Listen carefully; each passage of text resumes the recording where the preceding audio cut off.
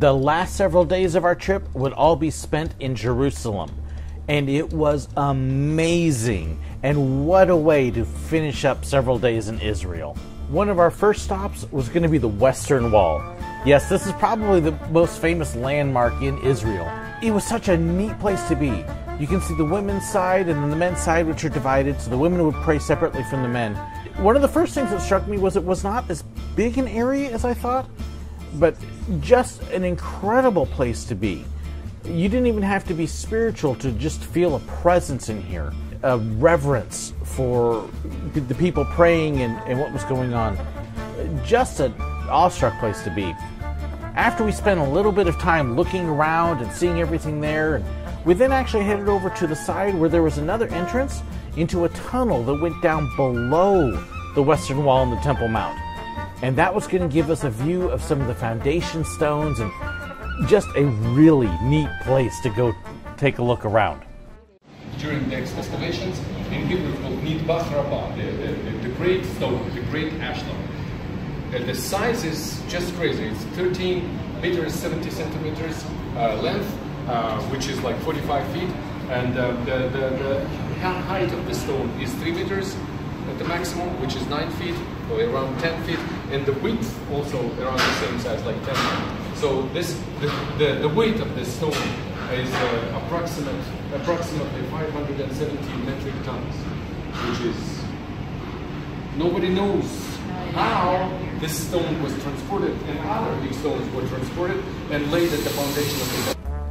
After looking at the foundation stones, we started off into the tunnel where you can see several women praying to be as close to the Temple Mount as possible. The tunnel itself was long and kept going on. You could see these ancient foundation stones and the foundations of the actual Temple Mount itself and what it was built upon. Just an awe-inspiring experience on the way down to a cistern that was at the end. Well, of course, when we came out, hey, look, a cat! After that, we headed on into some of the ruins there at the southern end and had a very nice walk around the whole Temple Mount area and seeing all of these ancient foundations and structures and buildings, and just an absolutely awe-inspiring place. These are actually the ruins around the Pool of Bethesda, where the story is told in John 5 about Jesus healing the paralytic who was waiting for the angel to stir the waters. And so as you're walking around here, you can just imagine 2 centuries of history all built around this story and this miracle that took place. And the people that lived in this area and would get their drinking water from the pool and were waiting for healings, and just so much history. And that was one of the most amazing things about Jerusalem as a whole, is the centuries and centuries of history that you're walking around and experiencing as you're here. Just absolutely incredible if you're a history nut. One of our next stops after the tunnel was the birthplace of Our Lady, the Nativity of Notre Dame. This is a Catholic church that celebrates the birth of Mary. We happened to run into some Franciscan monks, and when we went inside, they began to sing, and the ambiance in there with their singing, the chants, was just gorgeous.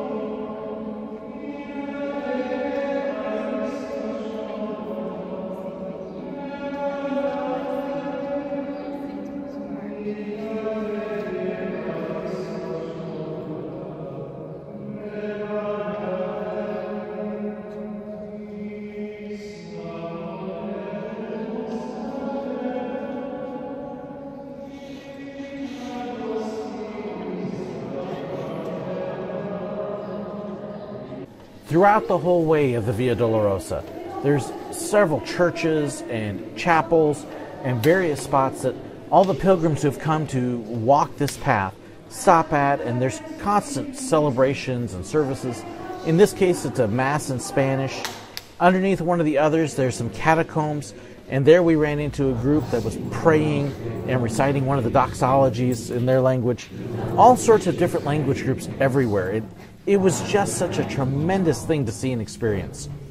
And of course, along the Via Dolorosa, the crowded ancient streets, not only do you see all the pilgrims walking along, but then of course there's stores and markets and all sorts of merchants selling to these pilgrims and tourists. And Yeah, you can't exactly think of a much better place to be able to make a killing financially than selling to all these people who've paid lots of money and traveled thousands of miles to be able to come walk the Via Dolorosa. After walking some of the Via Dolorosa and through some of the markets, it was back over to the Western Wall again. So this is the whole Western Wall square. And you see the ramp. People don't realize that it's not that terribly big. There's a swing around, there's security over there. Other entrances are over there. To wash your hands, you can see the kids training. Entrance to the tunnel under it is there.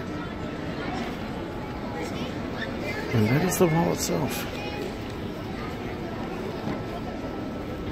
Not a terribly long stretch of wall. It's so much bigger on TV.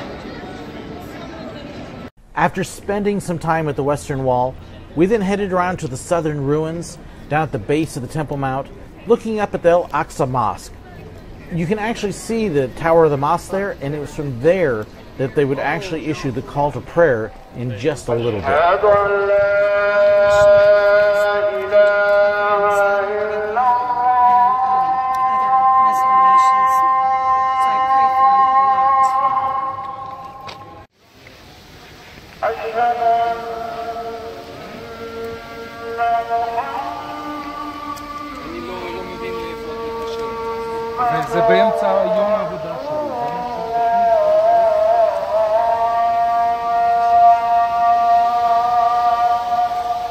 The next day we headed over to the City of David and King Hezekiah's tunnel. This is the tunnel that King Hezekiah had ordered dug out in the city of Jerusalem to be able to reach a water supply in case it came under siege.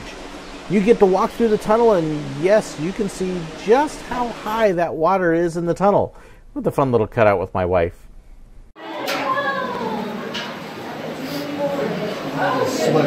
Yeah. All the noise of everybody getting the water.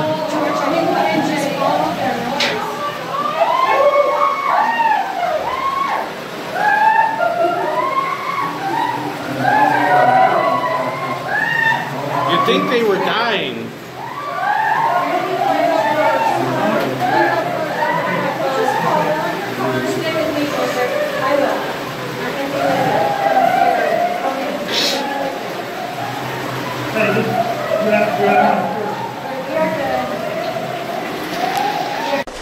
What was amazing about this tunnel was how long it was. This was all cut out by hand. Of course, there's no lights or anything down there. So I was actually walking through the tunnel with my cell phone in one hand, holding it up to use as a light, and then with my video camera in the other hand.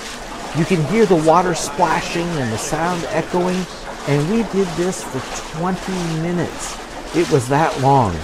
After 20 minutes of walking like this, and having to hunch over occasionally, and sometimes you get a tall spot, and then you get another low spot, and you were ready to come out. I don't have claustrophobia, but it started to feel claustrophobic. And we have made it to the end. Wow, that was so cool. Woo! Oh, you put your shoes on. Jay, you made it. Yes, this is kind of what I look like coming out of the tunnel celebrate. Of course, we had to get our selfie to celebrate it, but such a neat experience. And then later in the Byzantine century, they started to appear monastic communities here. And this is one of them. Let me congratulate you. This monastery is called St. George's Monastery. Yes. George, there you go. But not the St. George that we know, the St. George, which is a very famous saint that was fighting with a dragon, but another St. George, a Kossevite, so-called Kossevite. St. George the Kossevite was in the 7th century before the Persian conquest. While enjoying the view of St. George's, we actually got visited by a couple of Bedouin merchants there who had to show Margaret her scarf, and yes, we ended up buying it. From there, it was on to lunch, where we got to ride camels on the way in to Abraham's tent. Neat experience to be able to ride a camel and to get up on one. Hey. There he goes. Good job. Yeah. Old pro. Thank you. No screaming. No screaming. You got it all cool. Okay. I love it. So here we are riding. And yes, every bump. I love it so much. I love my camel. Well, you can't marry it. You're already married. So. It's so wonderful. Wonderful. Good. Can you get all of them on this? My new friend. Abraham's tent was a lot of fun. It was an outdoor dinner covered up, similar to the way that the ancients would have had a meal. So we all got to sit on mats, have the food served to us, and just enjoy what it would have been like to sit out in a Bedouin tent 3,000-4,000 years ago, or even recently. And of course, lots of food, and hey, look, it's another cat. That one stole a chicken bone. And then on the way back, we got to ride again. Hey! Hey! I think this one's taller. Hey! Oh no! Oh! I think this one's taller.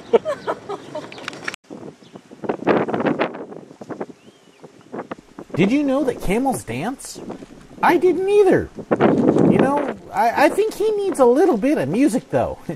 Let's try this guy out.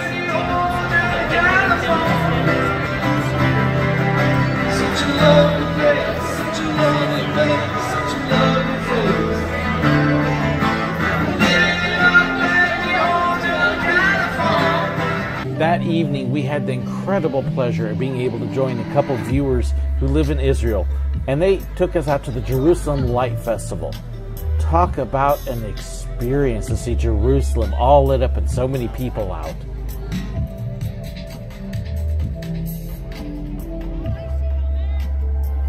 Show this night festival for you here. This is in front of the major synagogue. Okay. And as you can look, you can see hundreds of people here. There's thousands that have turned out for this. And not just Jews, not just Christians, but there's Arabs and Muslims and all sorts of people mixed in here. It's completely free and everybody's having a great time. And how cool is this?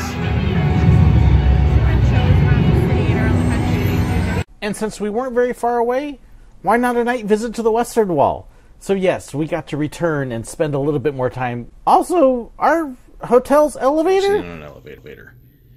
So when you don't hit a summon button, you push in the floor that you want to go to. It tells you which elevator. So we're going to go to elevator A.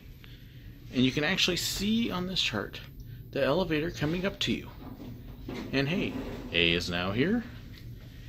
Then when you walk in, nice mirrors, there's no buttons to push. You basically watch the doors close and it automatically goes where you want to go. Because you already told it where you want to go. Our last full day in Israel, we headed back over towards the Via Dolorosa. We started off in the morning at the Garden Tomb, which is a second place that they think Jesus may have been buried. And you can see Golgotha, the old skull in there, and just a beautiful garden area around it.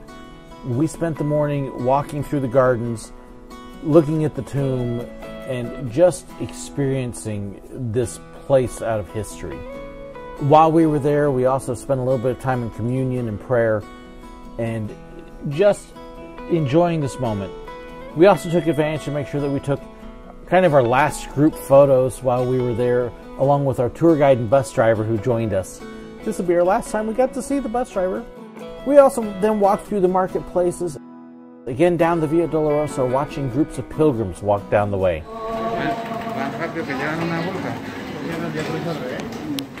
So many different stops. We revisited a couple.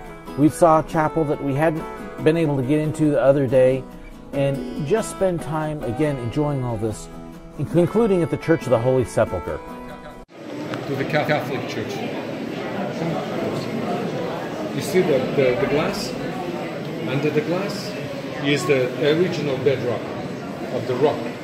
And under the altar where people are touching is the place, according to our tradition, that's where the cross.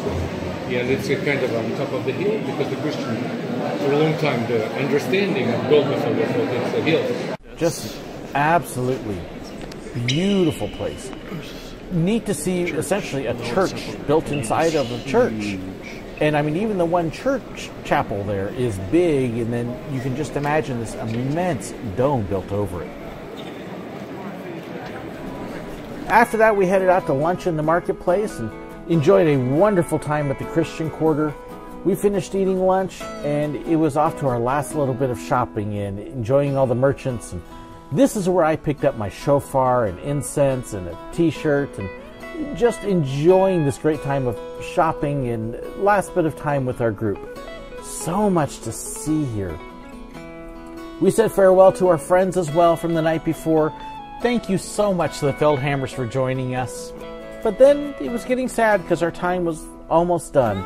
It was time to say goodbye to Ellie, our tour bus driver. To Mark, our incredible guide. Mark was absolutely fantastic. I don't think I've met a guy who knows more than him. Just wonderful. And to our friends who got to join us for the trip. If you ever get a chance to go to Israel, I strongly encourage you. It is wonderful.